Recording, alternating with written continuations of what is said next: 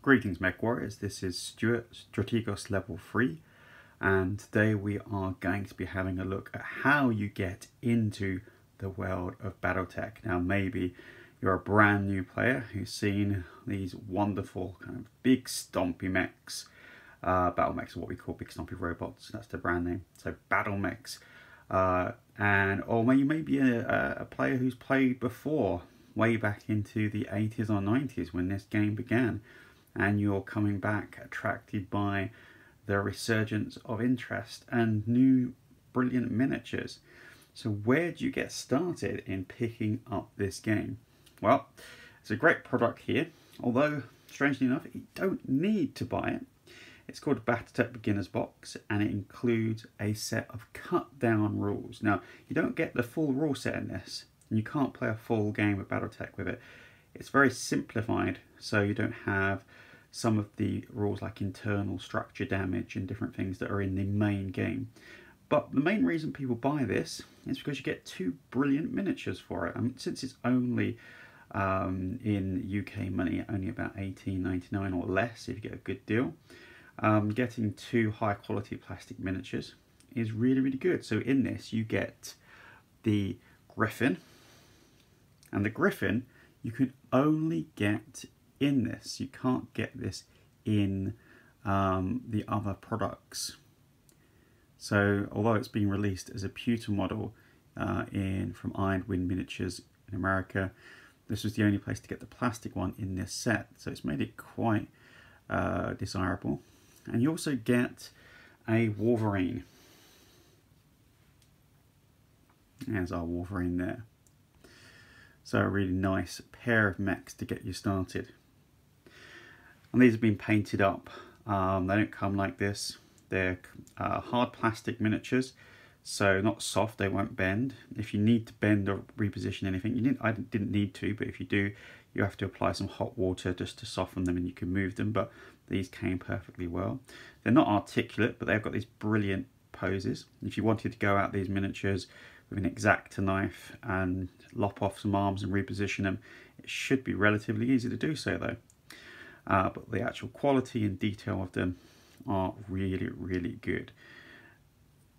So otherwise, what else you get in the BattleTech box set and the beginner's box is you get one map, a very simple map that's hardly got any terrain other than a few trees. So it's not that useful to play on, but again it's nice to get introduced, and some nice little bits of information. But if you want to save yourself money, or don't particularly want to buy this, you want to go straight to the main course, then you can go straight for this. So this is the BattleTech A Game of Armoured Combat box. And this is the main box, really, the flagship of the re-release of BattleTech. So released in 2018. There's been various versions of this throughout the years. I think the last one was released almost over 10 years ago. And in this you get a set of rules which gives you everything you need to play. It doesn't include all rules, doesn't include any vehicle rules for instance, but it includes all the rules for battle mechs, it includes all the rules for their weapons to a full level. So it's not a cut down version of the game, it is the proper full fat BattleTech game. So if you learn to play using this box and you turn up an event, you want to play BattleTech, then all of the rules from here will be really useful. Lovely picture on the front of the Battlemaster, which is one of the miniatures in here. This is Hans Davian's Battlemaster, and actually one of the iconic scenes from one of the really early 1980s books. So what do you get in here? So you get two good quality maps which have nice terrain and are double-sided. So you have both grasslands on one side, or rolling hills, and then the other side you have kind of nice red badlands tundra. And then we've got the really interesting thing to buy this, the miniatures. And so we have, going from, let's start with the lightest. We've got our Locust. Okay, so the Locust, lovely mech this one. Okay, it's come out really well. Again, these are painted up in the colours of the Draconis Combine Mustard Society 6th Arcab Legion. It's nice kind of desert yellow with a bit of green here and there. And they're really, again, really sturdy, quite good quality miniatures. We have got here a Commando. Lovely pose there, very action orientated with his arm out. You get another Wolverine. So this is identical. I think that's one of the only things that is a bit of a miscuing, that you end up with 2 Wolverines. But trust me, if you're playing the game long enough, you actually find that having more than 1 Wolverine is actually really, really good, because Wolverines are really, really useful. Just recently I was playing against someone who had 2 Wolverines in their list. And another iconic BattleTech battle mech here, the Shadowhawk. It's lovely shoulder mounted gun there, autocannon. And then we have got the big guys. Okay, we start with the Catapult. It's lovely 2 long range missile, 15 packs on each. Technically they're arms, even though it doesn't have hands, they're arm mounts. Okay, and I really do like the cover plates that flip up there. They don't actually flip up, but they're fixed in place, but they're not fragile. So again, really is quite a sturdy miniature. Part of me's always wanted to cut the things in half here and put some magnets in, but I haven't quite got up the courage to do that yet. But I'm sure it's possible. Another iconic mech, the Thunderbolt. Again, complete redesign from some of the older plastic models back from the 1990s. This one is looking more reminiscent of this kind of Mech Warrior Online style. Really chunky boys. Okay, nice LRM-10 on the shoulder and large laser on the side. The awesome, it's triple PPCs. And just in case that isn't enough, a small laser somewhere. Really great mech there, really chunky. And the one from the cover here, the Battlemaster. And again, brilliant level of detail. You've got all 4 medium lasers there on the front, the handheld PPC, the shoulder mounted SRM 6-pack. Really great. So that's how you get into the game. You go out and you buy this. You don't need to buy the beginner's box set, but as I said, the beginner's box set includes 2 brilliant miniatures, which you get for not much money. And then in this, it's everything you need to play. So where do you go from here? You've got the BattleTech Game of Armor Combat box set, you've read the rules, you've played the games. What can you do next? Oh, next up, we've got Technical Readout Succession Wars. So this is, some people call it just fluff, which just means lore or facts, but there's actually some really nice kind of information here about all of the different max capabilities. Now, what you could do with this is you can take sheets. This is the old-fashioned way of doing it. You can take sheets and you can basically use a blank sheet and use that to create the mech you want. But to be quite honest, I don't think anyone's done that in about 20 years. What everybody does now is they go online to somewhere like Mech Factory or to download a program like MegaMech, and then that allows you to print off sheets using their software. And that's all supported by Catalyst Games Lab. So they are very good at working with the community and working with these providers. So this is a really nice fluff piece to buy. A little bit hard to get hold of, I found recently.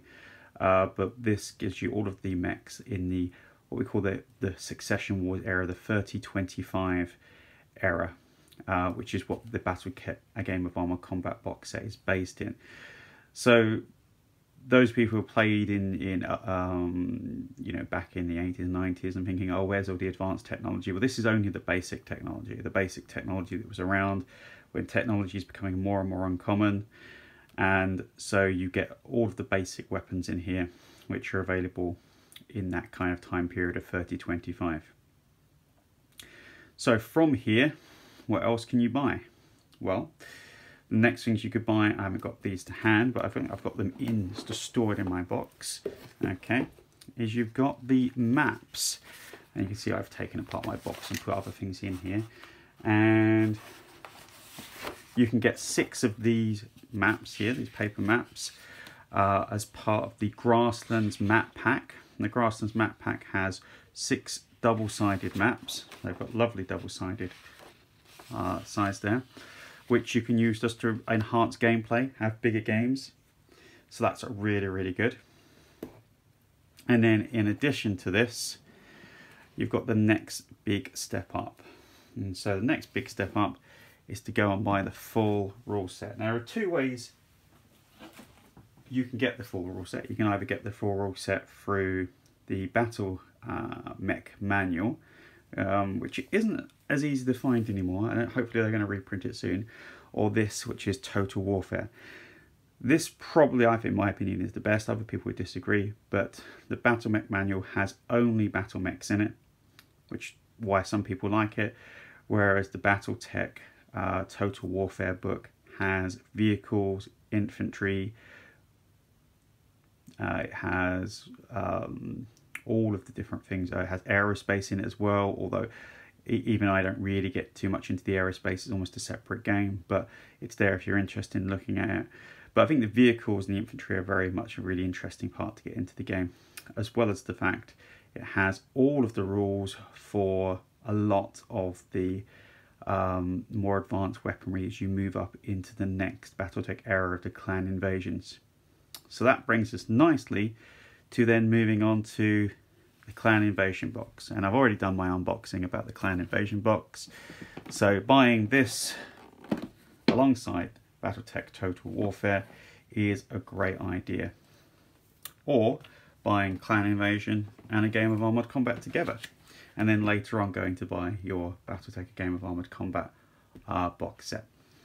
So some other things that you could want to buy is you could buy one of these battle mats. These battle mats are the equivalent of 2 maps, and they are neoprene. There's 4 different versions currently available. There are going to be more soon. This is the limited edition one I've got here, which you can only buy through the Kickstarter. But these 4, they're mouse mat material, very, very tough, rugged, and really, really nice to play on. And not that the paper mats are bad, because they do keep really, really well. Even if you use them again and again, they do keep really nicely. A couple of other products that you may see on the shelves, which I wouldn't recommend buying straight away. Oh, I did forget one. The Clan Invasion Technical Readout. So this is the technical readout, which includes all of the 3050 Clan Invasion mechs, including all of the Clan Omni-mechs and all of the Inner Sphere new generation mechs. In about 30, I'm trying to remember my dates now, in about 30, sometime in the 3030s, there was a discovery by the Grey Death Legion of a memory core containing lots of technology from the Star League era, which they used to be able to recreate some of the Star League era mech technologies like Gauss rifles and extended range lasers. And those, all the rules for those are like mentioned in this Total Warfare book or in the Clan Invasion box. But this is a really, really useful kind of guide to all of the mechs here. And you've got here our Gladiator, which we saw earlier. Here's our Gladiator, or that's what it's called by the Inner Sphere. It's called the Executioner by the clans. So now I was saying there's two extra things that I wouldn't recommend instantly going out and buying, and they are BattleTech Jihad. It's not that it's not good, but really to get this, you really need to have the BattleTech Total Warfare book, and possibly other books as well, because it can contain some of the more technical weapons that aren't in the basic rules and are a bit more complicated. I think most of the weapons from the Jihad book are in Total Warfare. You then have the Golden Century Technical Readout, And this is actually quite useful if you don't really need to have the full rules for this, but this includes lots of mechs from before the clans developed the Omni-Mech, and it also includes the first Omni-Mechs. So this is the golden century of the clans. So an interesting bit of error play there that you can do to play the clans before they became the well, just at their birth, and that's quite handy. So apart from that, that's really the main way into BattleTech. You may also see a game called Alpha Strike. Alpha Strike is not the same as BattleTech, although it's in the same universe with the same mechs. It's a slimmed down system. Well, I won't say slimmed down system. It's a different system which enables you to play quick games with large numbers of mechs. So to give you an idea, that it may take like 4 hours to play, 3 to 4 hours to play a game with 4 to 8 mechs on each side, whereas in Alpha Strike you could play a game with 12 mechs on each side in 2 to 3 hours. So it's a different rule set, and although there's compatibility between the two, so that's the same weapons, the rules work very differently. And that brings us to the end of this guide to how to get into BattleTech. So again, really the best thing for you to do if you want to get into BattleTech, even before buying the new shiny Clan Invasion box, is to go ahead and buy the BattleTech A Game of Armored Combat. And if you want 2 extra minis for not too much money, buy the BattleTech Beginners box, even though, to be quite honest, most of the stuff in there isn't that useful. I have to say, if you want to get younger people into the game though, the BattleTech Beginners box, the cut down rules there, really do act as a nice way of teaching people the game if they're not used to wargaming or not going to want to do something too complex. So brilliant. So that's all of the guides in how to get into the game of BattleTech, and let's hope that we get another 35 years of great mech battles in the 31st century.